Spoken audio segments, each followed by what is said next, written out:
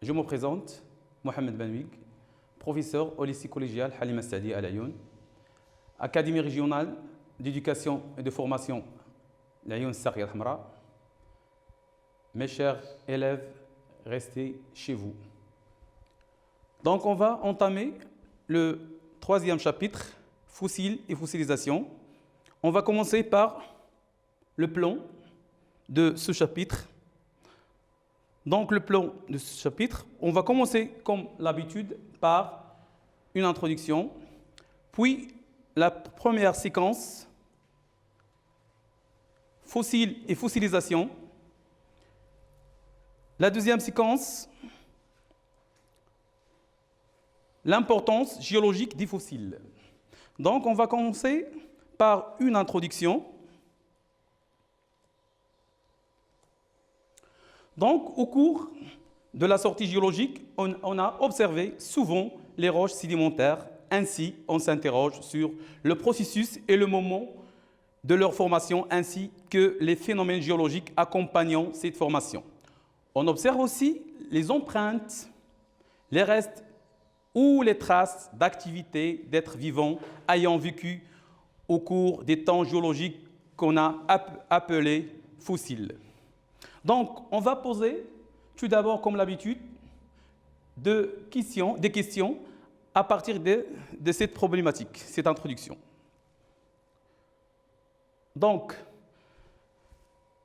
la première question, qu'est-ce qu'un fossile et comment est-il formé et quelle est son importance? Deuxième question, comment construire une échelle stratigraphique et à quoi sert-elle? La troisième question, qu'est-ce qu'un cycle sédimentaire? Maintenant, on va commencer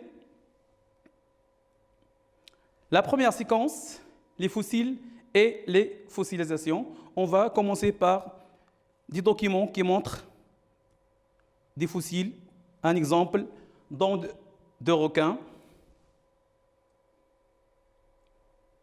trilobites, comme vous voyez, 3 lobes. Trilobite, ça veut dire, et le corps est constitué de 3 parties.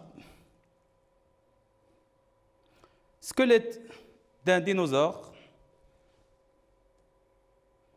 empreinte de la plante, d'une plante, et l'ammonite.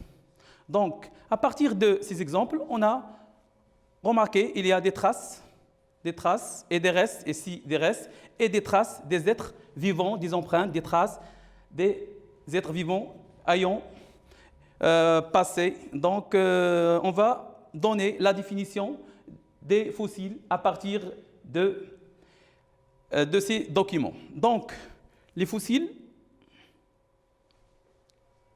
représentent les restes ou les traces d'activités d'êtres vivants, animaux ou végétaux conservés au sein des couches sédimentaires. Maintenant, comment former ces fossiles? Donc, on va entamer la deuxième activité, fossilisation. Donc, c'est quoi la fossilisation? Donc, la fossilisation, comme définition, ensemble des processus qui permettent la conservation totale ou partielle de l'être vivant après sa mort et la formation d'un fossile.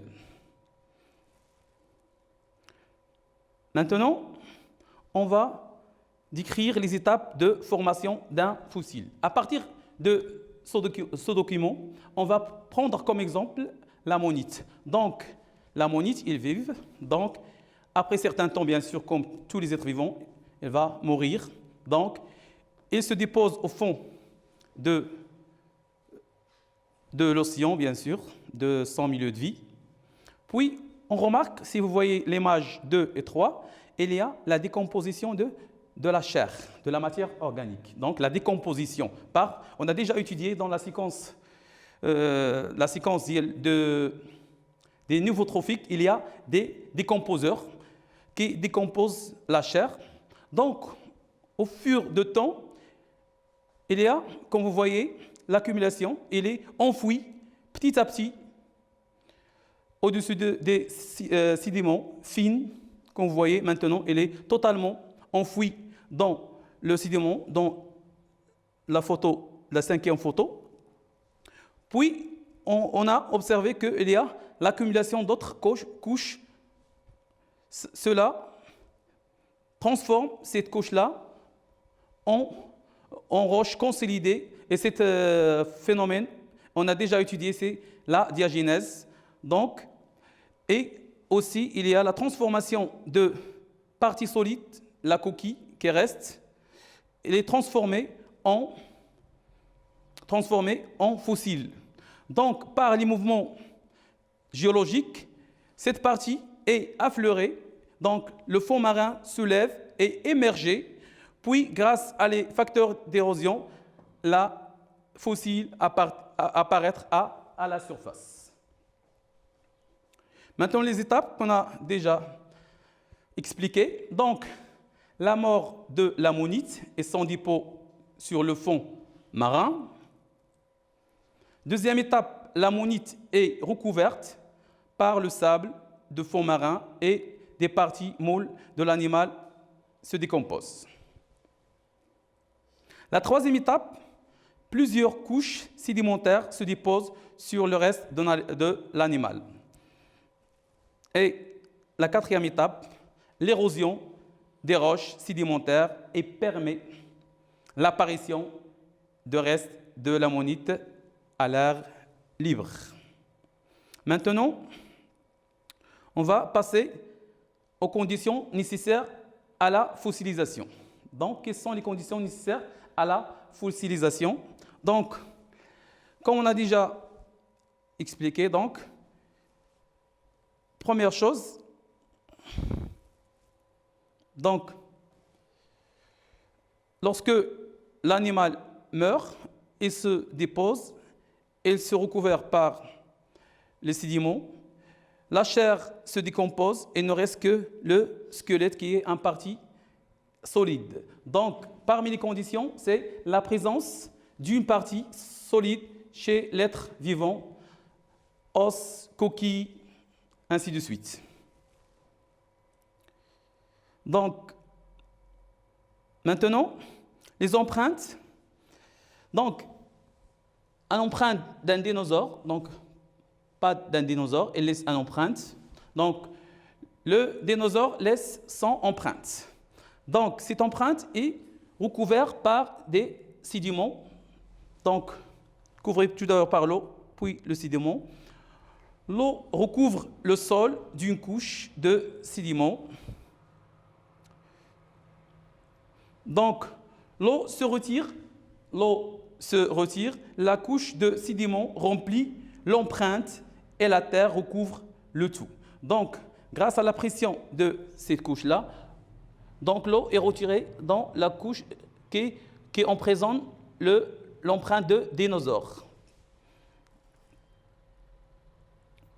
Donc, après certain temps, au fil du temps, parce que le temps géologique avec des millions d'années, donc un long temps, donc il y a les dégagements de cette empreinte par des paléontologues ou bien par l'érosion. Maintenant, la condition suivante, donc un fossile de bébé mammouth exposé dans le musée naturel des sciences de Budapest. Le corps qui est ici conservé presque intact. Donc, des chasseurs russes ont trouvé ce bébé de mammouth intact. Il est âgé de 40 000 ans et exposé dans des conditions spéciales de température, de lumière et d'humidité. Il est couvert de poils, mesure 1 mètre, ses oreilles 17 cm et ses canines 6. Elle a été trouvée en Sibérie en 1977.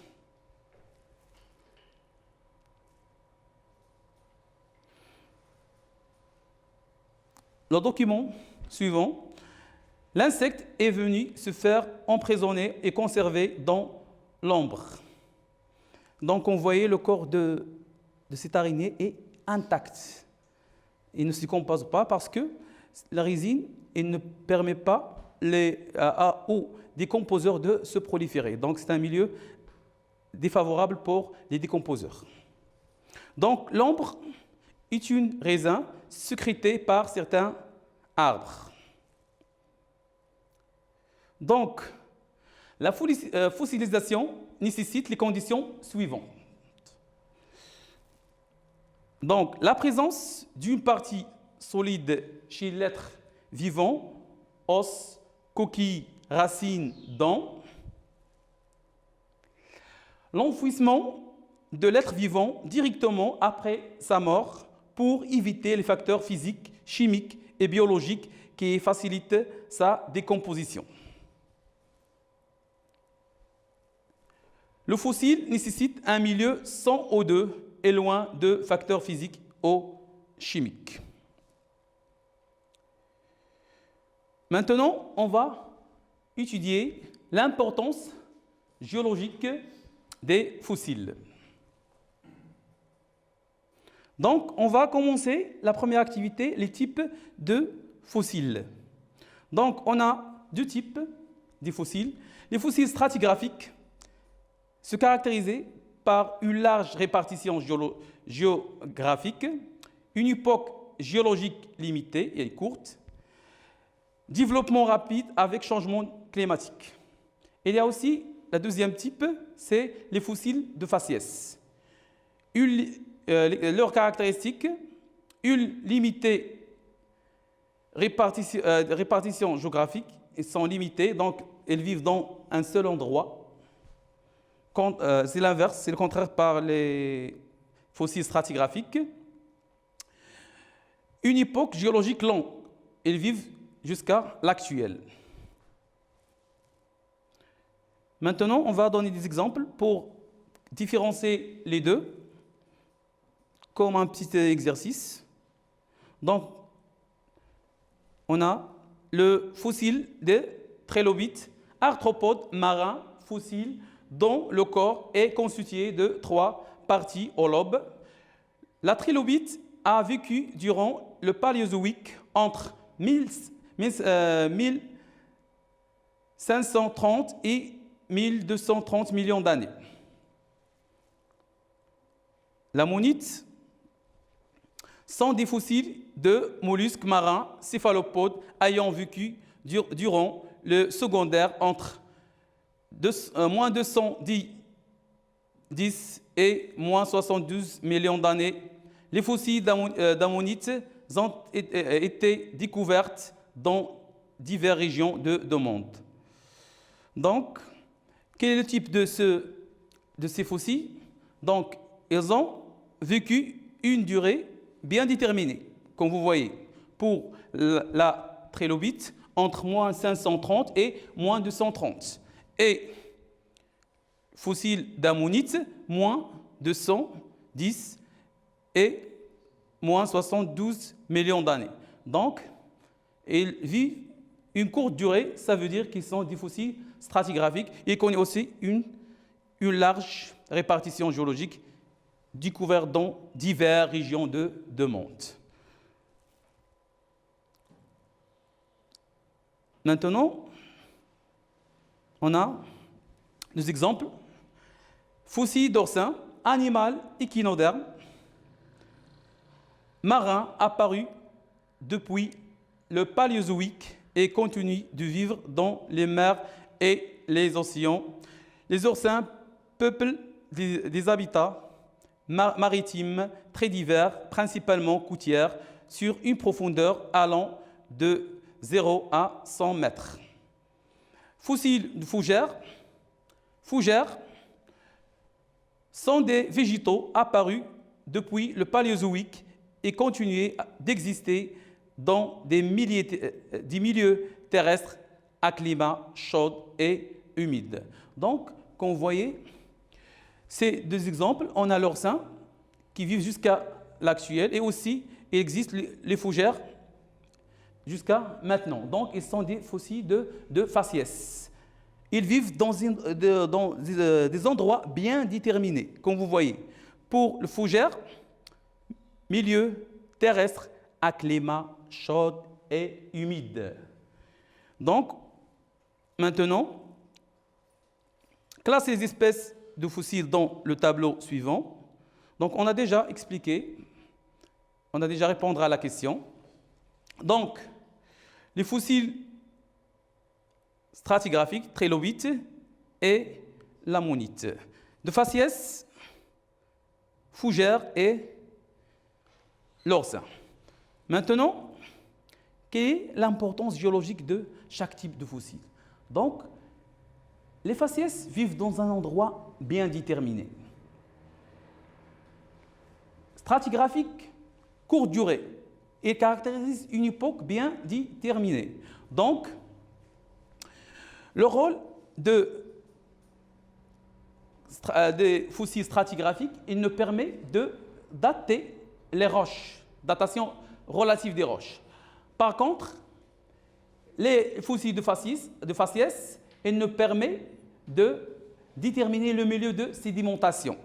C'est ça le rôle des fossiles. Donc, les fossiles stratigraphiques permettent la datation des couches sédimentaires. Les fossiles de faciès permettent de déterminer les milieux de sédimentation et la paléogéographie. Par exemple, si on trouve l'orsin dans un milieu désertique, ça veut dire quoi?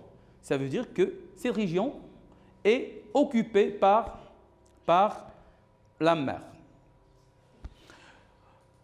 Il y a plusieurs millions d'années. Les fossiles stratigraphiques permettent la datation des roches sédimentaires, comme on a déjà expliqué. Donc, comme résumé, on a les fossiles, donc répartition géographique, durée de vie, rôle. Donc, les fossiles stratigraphiques, on a déjà, et les fossiles de faciès. Donc, la répartition géographique, elle est large chez les fossiles stratigraphiques et, bien sûr, au contraire, limitée chez les fossiles de faciès. La durée de vie, elle est courte, époque géologique limitée pour les fossiles stratigraphiques, et longue, époque géologique illimitée pour les fossiles de faciès. Pour les fossiles stratigraphiques, absence d'homologues actuels. Donc, ils sont disparus. Donc, par contre, les fossiles de faciès, la présence d'homologues actuels.